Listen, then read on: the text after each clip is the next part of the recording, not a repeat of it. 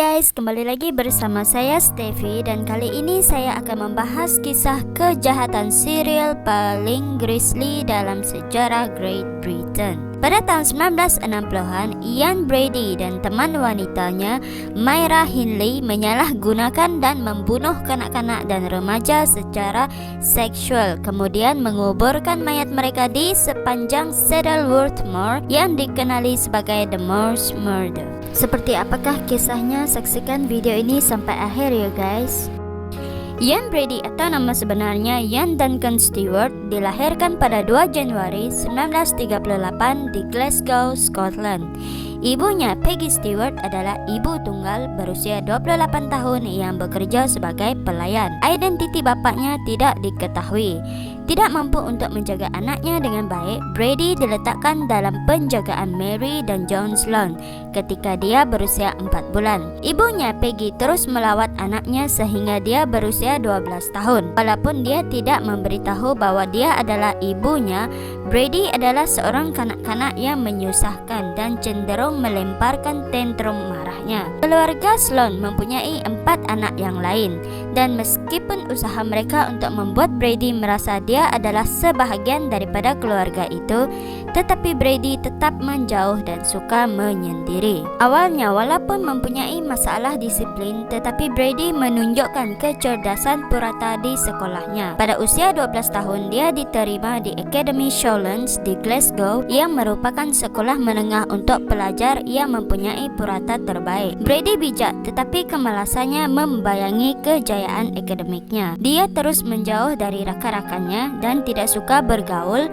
melakukan aktiviti normal berkumpulan seusianya. Satu-satunya perkara yang seolah-olah menarik minatnya adalah Perang Dunia Kedua. Dia menjadi terpesona dengan Nazi. Ketika berusia 15 tahun, Brady pernah dipenjarakan sebanyak 2 kali kerana kes perompakan kecil. Kerana itu, dia dipaksa meninggalkan Academy Showlands di mana dia mulai bekerja di sebuah gudang kapal Govan. Dalam masa setahun, dia ditangkap sekali lagi untuk beberapa siri jenayah kecil, termasuk mengancam teman wanitanya dengan pisau. Untuk mengelakkan dihantar ke pusat pemulihan, mahkamah bersetuju untuk menempatkan Brady pada masa percobaan, tetapi dengan syarat dia pergi dan tinggal bersama ibu kandungnya. Pada masa itu, Peggy Stewart dan suami barunya, Patrick Brady, tinggal di Manchester. Brady berpindah dengan pasangan itu dan mengambil nama ayah tirinya menjadi Ian Brady. Patrick bekerja sebagai pedagang buah dan dia membantu Brady mencari pekerjaan di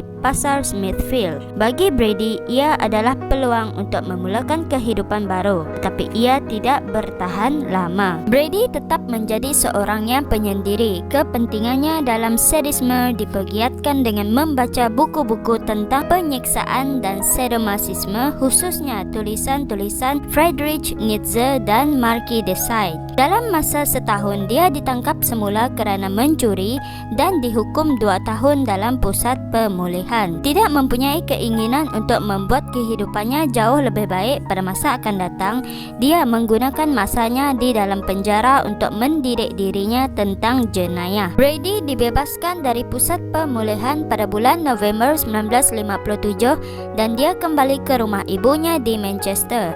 Pada usia 20 tahun, dia mendapat pekerjaan di sebuah syarikat Millwards Merchandising di Gorton. Brady adalah pekerja yang boleh dipercayai, tetapi tidak terlalu rapat dengan pekerja-pekerja lain. Salah seorang setiausaha, Myra Hindley, berusia 20 tahun, telah mencoba pelbagai cara untuk mendapatkan perhatiannya, tetapi Brady tetap memberi respon yang sama seperti kepada pekerja-pekerja yang lain.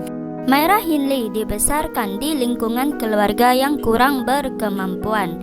Dia dibesarkan oleh ibu dan bapaknya dan mempunyai 2 adik perempuan. Pada usianya yang ke-14 tahun, dia mengalami kejadian yang menyedihkan apabila teman rapatnya, Michael Higgins, yang pada ketika itu berusia 13 tahun, meninggal kerana lemas di kolam. Myra yang mengetahui hal tersebut menangis, dan itu adalah kali pertama orang melihat Myra menangis. Rakan-rakan dan jiran tetangganya menggambarkan Myra seorang yang baik dan pemberani. Saat Myra bertemu dengan Brady, dia terus jatuh cinta.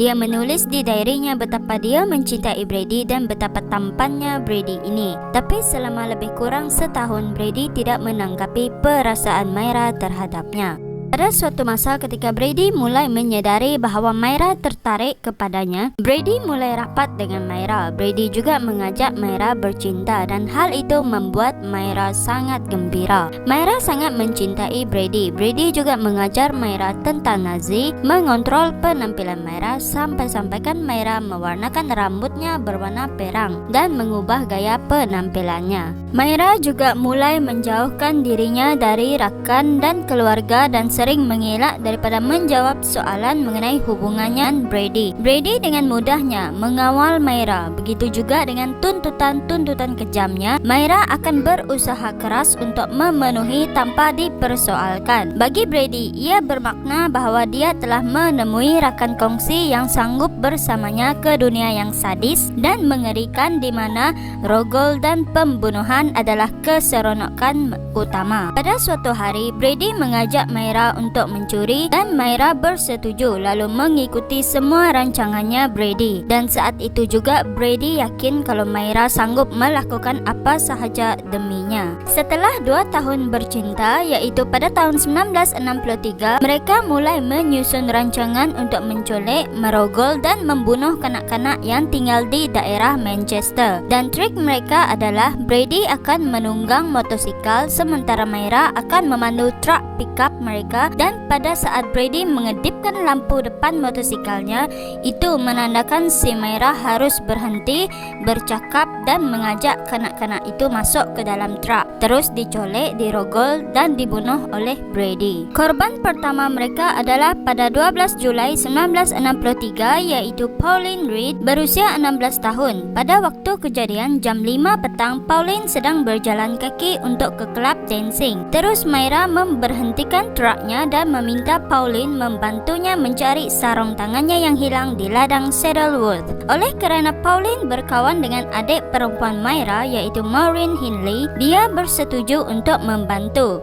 Menurut Myra, dia memandu ke ladang Saddleworth dan mereka diikuti oleh Brady dari arah belakang. Setibanya di Saddleworth, Brady terus memperkosa dan membunuh Pauline dengan cara memotong lehernya dan kemudian menguburkan mayatnya di ladang Saddleworth itu. Setelah 4 bulan berlalu, yaitu pada 23 November 1963, korban kedua mereka adalah John Kilbride berusia 12 tahun yang pada ketika itu berada di pasar Aston. Dia dipelawa oleh Brady dan Myra untuk menghantarnya pulang ke rumah. John bersetuju, tetapi dia bukan dihantar ke rumah, malah dibawa ke ladang Saddleworth dan di sana John diliwat dan dibunuh oleh Brady lalu dikuburkan di sana juga. Mereka tidak puas dengan 2 korban kanak-kanak yang tidak berdosa. Mereka kembali beraksi pada 16 Jun 1964. Korban ketiga mereka adalah Keith Bennett yang berusia 12 tahun juga sedang berjalan ke rumah neneknya. Ketika Myra menghampirinya dan meminta bantuannya untuk memasukkan kotak ke dalam truknya